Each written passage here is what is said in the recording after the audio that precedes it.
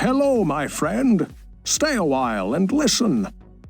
What's going on, guys? It's Filthy and I'm back with another video. Today we're looking at another Legacy of Dreams push option for the Necro, which is going to be the Tanky mages. Now, I don't really want to make a squishy mages build because realistically that's not really changed much for Season 21 and patch 269. This is a kind of tanky way to play it. It's not as strong as Corpse Explosion, it's not as strong as Grim Scythe. I'd say it's probably going to be about 5 GRs, maybe a little bit more behind, just kind of depends.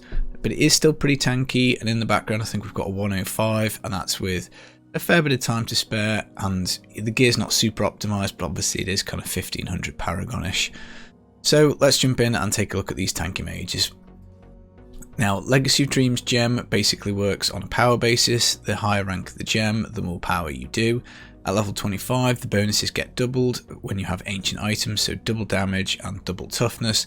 When you get it ranked 99, so max level, it will be a 9750% modifier with 52% damage reduction.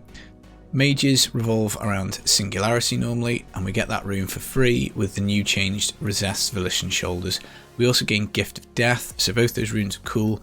Gift of Death means the mages will leave a corpse, which is great because we can consume it for essence, and Singularity will empty all of our essence to do more damage per point of max essence. So we obviously want as much max essence as possible because the mages will hit really hard.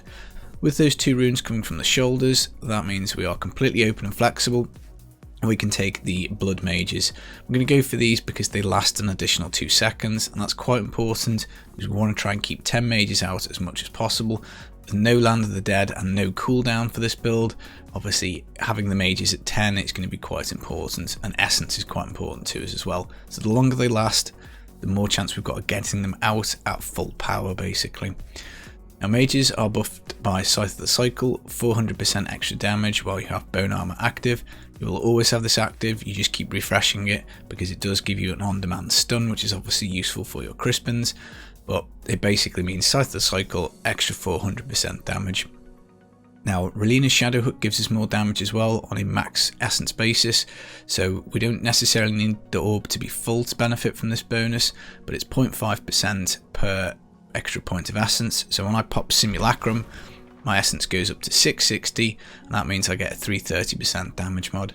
Now, the secondary affix here, we also get extra essence generated from Bone Spikes. We will be taking Bone Spikes Sudden Impact, and that will generate 29 essence, which obviously is quite handy. With this orb being 660, it is quite difficult to fill. There's a lot of juice that needs to go in, so the extra essence from the Shadow Hook on the Bone Spikes does help us out a fair bit. Now, we're also going to be taking Crispins, so double damage against slowed enemies, triple that against any other stun or freeze. Now, we're going to go for stun for dislocation, but we can just completely repeatedly stun stuff with Bone Spikes. Now, obviously, things do get CC immune, but the mages should pretty much kill stuff with only a couple of stuns. So when you hit with this, you stun for 1 second, and the mages will do 300% extra damage, which is pretty good. We've got Convention of Elements, so on physical we deal 200% extra damage. And we've got some other mage supporting items, so a Haunted Visions necklace will mean Simulacrum lasts forever, so this guy is still here now. Once you've popped him once, he'll never go away. That allows us for double essence throughout the whole rift, which means the mages hit twice as hard as they used to throughout the whole rift. We're also going to take the Circle Ring. This gives an extra 4 seconds on the mages, so when you add that to the Blood Mage, that's another kind of 6 seconds worth of mages, which, as I say, is very good because it is slightly difficult to fill this orb, and we don't want to rely on cooldown and Land of the Dead because obviously trying to call some builds that don't involve that, because I know it does cheese people off. We've got the Tasker and Theo gloves, increases the attack speed of the mages. This is just basically a flat damage mod for them, so that's pretty good. We also have a Witching Hour, more attack speed and more critical hit damage, again boosting up the damage quite a bit. And then other than that, we've got Bane of the Trapped, providing a flat damage increase to any of the CC. Obviously if things get close, the aura from this will affect it, but because we've got the stun at range, we again do get this bonus on everything except for Juggernaut, provided we tag it with our Bone Spikes, which obviously we want to do anyway because it gets us out the essence. We also have Enforcer, again another flat damage increase to the pets. It also means that they're very unlikely to die. Now obviously when we click the mages, we get 4, we empty our essence and we need to get it back. Now They will drop corpses from the Rosette's Volition, so we do have Devour Cannibalise on Numlock. This will auto consume the corpses for us. But even with that, and with the Bone Spikes generation, we still need a bit of help, so we're going to take the Golem on a 45-second cooldown, and that will basically give us a pile of corpses. So we just pop them down, gives us a load of corpses, like with the speed build. They get auto-consumed, and we do get some resource. I've actually swapped back to taking the Reaper's Wraps here, because again, this 660 figure is very hard to fill, so Reaper's Wraps have been nerfed, so the normal way it works is you consume these corpses, you get health globes, you gobble them up and get extra resource. You can only do that once every 2 seconds, so you just need to make sure you're giving it a bit of time in between health globes. But this is just kind of like a little bit extra that helps us get to the full essence quickly, and that means we can have more time with 10 mages out without stacking cooldown and without going for Land of the Dead, which obviously, as I say, is pretty nice to play these mages in a slightly different way. Now, what we're going to do other than that is try and stack some toughness, but actually we do have one more essence item, sorry, Requiem Seraplace. When we devour, we get up to double life and essence, so the devours normally give us, I think, 10 essence, so we can get up to 20 with the Seraplace. We can also get 6% health, obviously, for each corpse consumed, so that's quite a nice bit of sustain we can get with a fairly decent life pool, because again, we're not stacking cooldown. Offhand doesn't matter, complete stack stick, you just need max essence on your secondary here, you also need max essence secondary on your scythe, and we've also put in essence points in Paragon, and also got a passive to help us get up to this 660 figure. Now, in terms of toughness, the gem gives us 52%, which is pretty good. We then get 30% damage reduction from the Golem Skin Breaches, we get 30% at 10 bone armor stacks, another nice layer there. And then after that, we're going to go for a very popular Necro push option, Stone Gauntlets, giving us a stacking armor effect up to 250% maximum. And then we take the Ice Climber boots to remove any negative effect from the Stone Gauntlets. So normally this would reduce your move speed, would reduce your attack speed. With the Ice Climbers, that's gone, and we basically get 250% extra armor. We take armor gems in the pants and the chest piece, so red or green gems are fine. Really big survivability boost, and does allow us to just about hang on with that kind of 105 range. Now for the helm, this is fairly open. I've gone for Andariel's Visage because it will roll with extra elemental damage on it. We can stuff a life gem in there because again, we don't really care too much about cooldown. Not to say that cooldown isn't bad, because it would mean more access to the golem, more access to bone armor dislocation, but as I say, without wanting to sound terribly repetitive, it's just nice to have mages without Land of the Dead and cooldown dependent, so just a different way of playing it really. Let's see, anything else on the gear? I think that probably just about covers it. Now, in terms of skills, mages, life support, in the speed version, we did rock with the skeleton archers. Now it looks as though from more testing they don't actually proc Crispins, so they don't freeze, they don't benefit from the Frostburn effect, so that was a mistake and that was wrong. But they do seem to slow at range, so that's probably one of the reasons why they hit so hard, and they do give an stacking attack speed buff for 30%.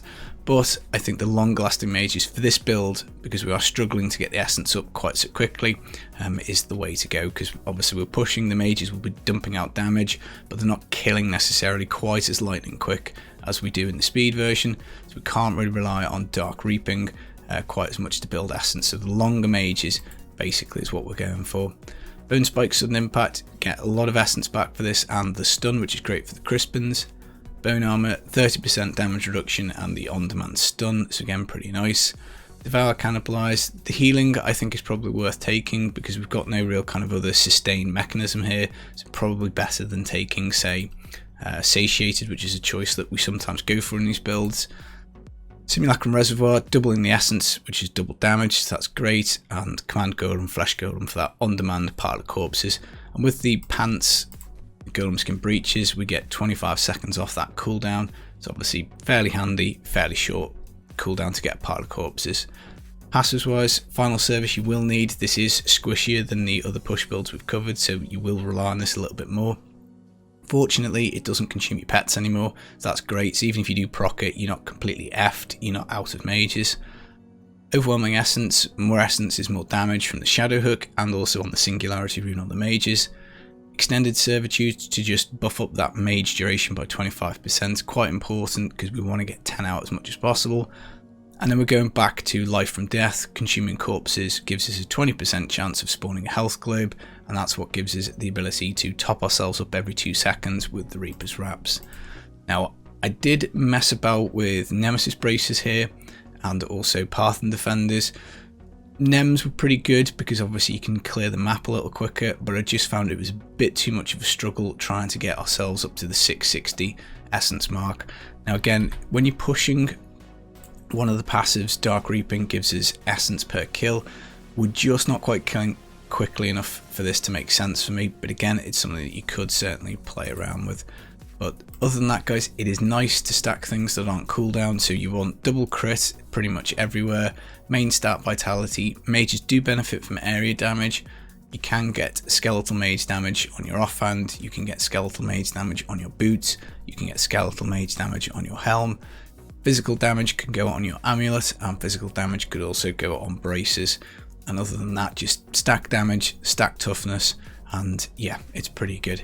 So when you get into the rift, what you need to do is pop Simulacrum first. Do not activate mages before Simulacrum, because otherwise they'll only hit half as hard. So pop this straight away, pop a set of mages.